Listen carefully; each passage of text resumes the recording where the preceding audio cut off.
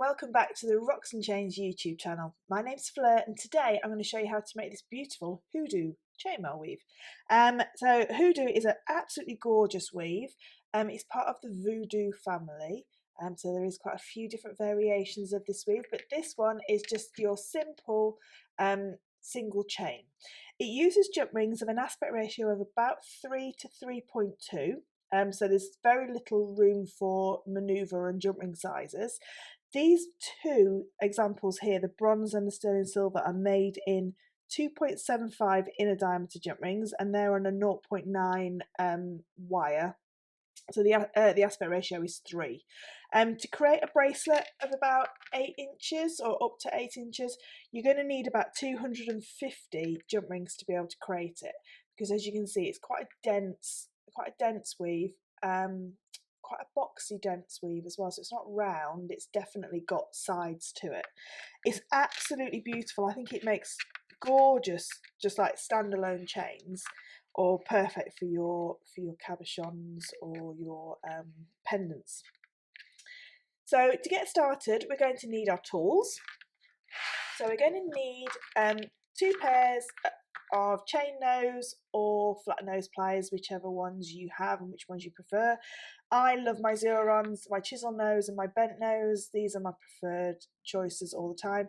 Now the jump rings are quite small, so if you can get pliers with quite short pointy noses like these two, it will be a lot easier for you to be able to create this weave. I'm going to, just for demo purposes, use some jump rings that are slightly too big in aspect ratio, but just so that you can see it a little bit easier. So what we need to do to start with is we need to create a chain. Now this is just a small sample chain, but we need to create a chain which is double the length of the finished bracelet. You will have to add more to that, but double the length is a good place to start. Now there is many different ways to start, and sort of like variations of how to make this weave. This is the one that I find the easiest, because the jump rings, once the first jump ring's gone in place, all sit in situ for you to then pick up. So we're going to try and find the middle of this chain. Now I use a safety pin, but you can use anything like a scrap piece of wire or a bag tie, whatever, a paper clip, whatever you choose to use as a handle. You need to just pop that on now. So I'm just popped that on, and I've got the middle of the chain.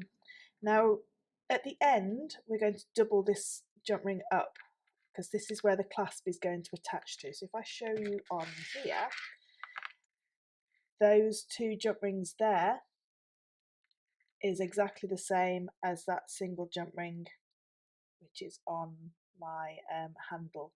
Okay, so these two here are what's attaching the clasp to it. So the way that we have to sort of like construct this, if you've ever done something called elf weave, you'll know that we always put pairs of jump rings on the inside and on the outside, and then what we have to do is we have to turn our work over to make sure that it's sort of like working top and bottom. So what you do on one side, you then turn your work over and you do on another side. So with this weave, what we're looking for is we're looking for the top pair of jump rings, which are here, to sit on the outside of the pair underneath. Okay, so I'm just going to zoom in just a little bit more just so you can see. Okay, so I've got pair number 1 here, pair number 2 here. Okay, so what we're looking for is we're looking for the second pair to sit on the inside of the first pair. Now, like I say, just be aware that these jump rings are slightly the wrong size for this particular weave, but it's just so it's easier for you to see. And then obviously the next pair will sit on the outside, and then the next pair on the inside. So it goes outside, inside, outside, inside. Obviously when we turn it over, it's different on the other side. So what we're looking at these first 4 jump rings, and we're going to number them. So I'm right-handed, so I'm going to go with the bottom left to start with, up to the top left, top right, bottom right. So that's clockwise motion is a way that I'm going to add my first jump ring in. Now I'm going to take my first open jump ring and I'm going to just go into the middle of that second pair, and I'm going to pick up bottom left jump ring.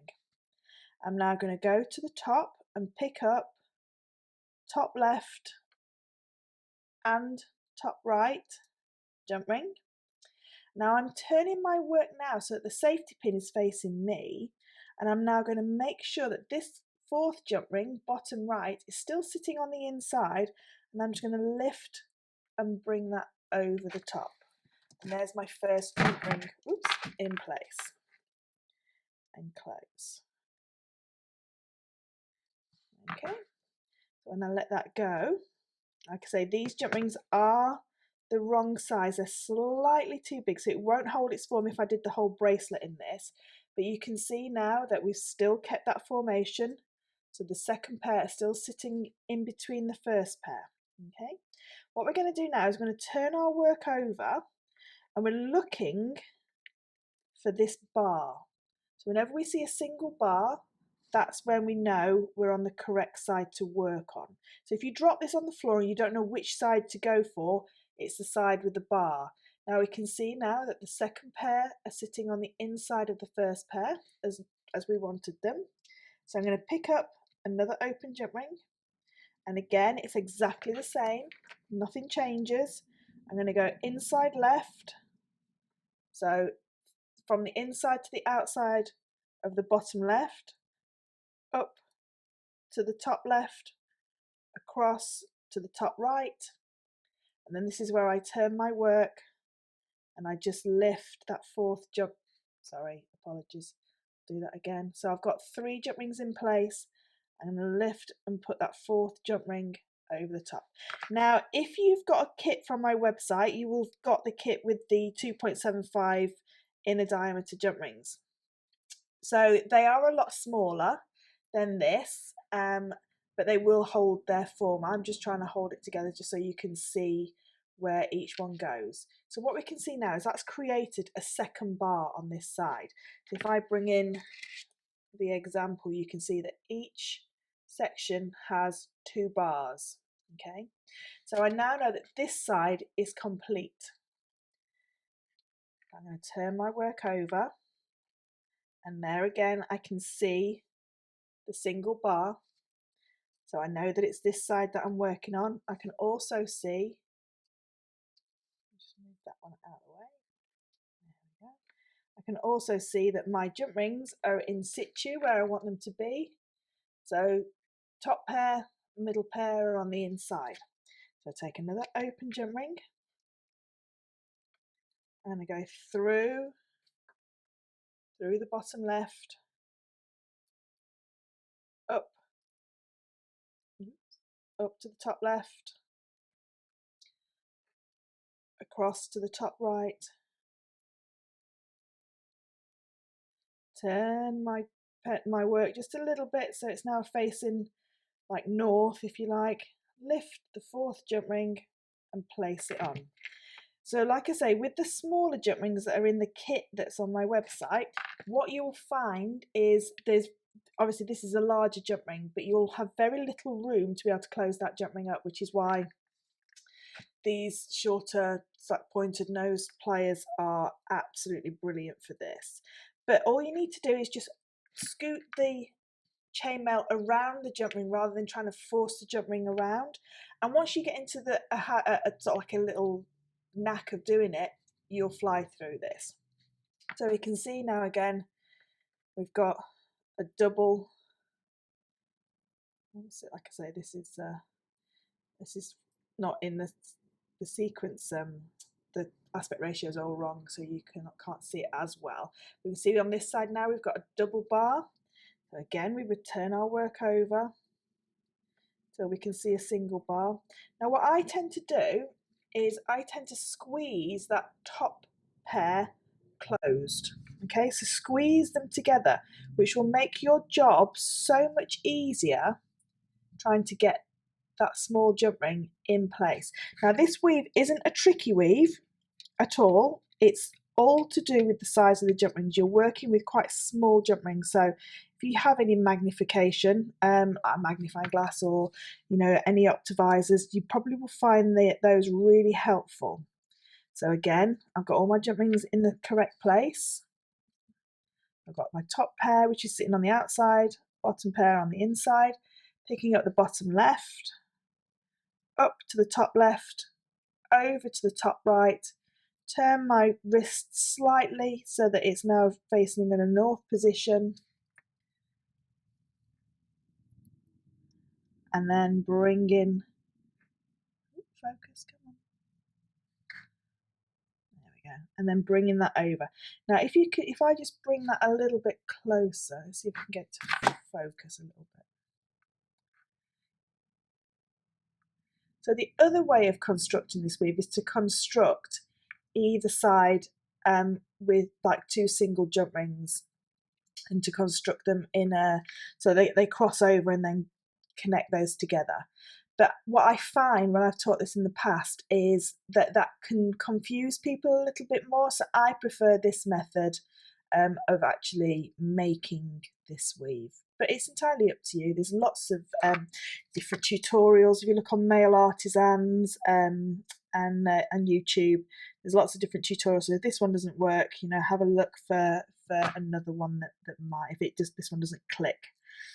But I find that in general this one clicks more than the others. So again, we can see now that we've got our double pair, our double bars here. When we turn our work over, we should have a single bar there, and again our jump rings in that nice formation. So you're going to carry on going until you've run out of jump rings on your 2 single chains. If you need to add more jump rings to those single chains, do so before you get to the very, very last one. Okay, because it's a lot easier to keep adding to chains when you've got like 2 jump rings left. So when you see you've got 2 jump rings left, it's still not the right size for you.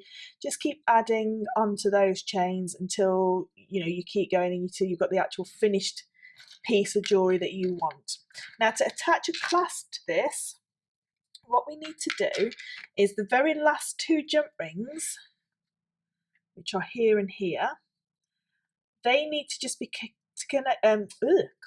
connected with two jump rings of the same size. So again, in this case, they're 2.75 jump rings. So I've just gone through and I've just connected them together, and then I've added on a 3mm jump ring in a 1mm wire, just to add the clasp a lot easier. And the other side that's actually got the clasp on it, what I've done again is, like we said before, these 2 single jump rings here, one of those was the very beginning of my chain. I bring that across. So that was there. And all I've done is I've doubled that one up, so you've got a little bit more strength. So I just went through and added, I'll do that quickly for you. I just went through and added another jump ring onto there.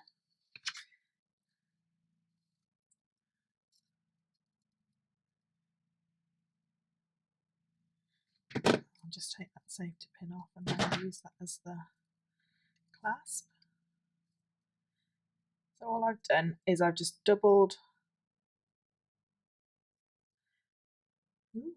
completely out of focus, there we go. So I've just doubled that jump ring up, and then from there you can then attach another jump ring, and then depending on the clasp that you're wanting to add in, depends on if you leave it with that jump ring and your clasp. If it's a toggle clasp, obviously you want it to sit so that the double bars are facing upwards. So if I just bring back this piece, so there's my double jump rings there. Okay, so you can see the double ones there. So that's my single jump ring, and then my jump ring that my clasp is attached to is that side, so that when it clasps up, it sits nice and neat on your wrist. I'll just show you. And there you go. You've now got a beautiful hoodoo bracelet. So I hope you've enjoyed this tutorial, If you have, I'd love it if you could subscribe to my channel. So press the subscribe button and there's a little bell by the side of it. If you press that bell, it will let you know when I post another video. But until next time, take care. Bye.